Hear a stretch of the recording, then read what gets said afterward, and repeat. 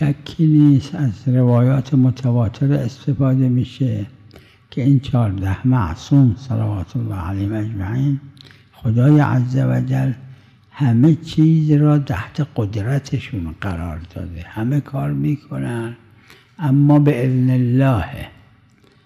فقط چیزی که هست در خلق و رزق این دوتا حضرت رضا علیه السلام نهی فرمودن که به ما نگید خالق، به ما نگید رازق.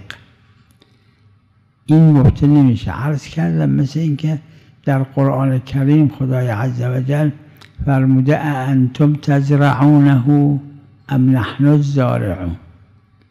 شما زراعت کردید خدا میفرماد یا ما زراعت کردیم؟ تو همه سبب همه اشیاء خدای عزوجل.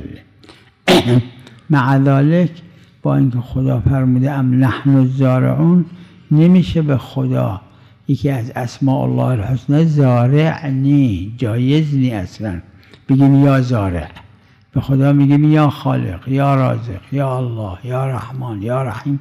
اما جایزه بگیم یا زارع نه، حرامه چون اسماء الله توقیفیه. منافات نداره یک چیزی یه حقیقتی باشه اما در عین حال اطلاق یک لفظ خاصی جایز نباشه. آره اشکال نداره.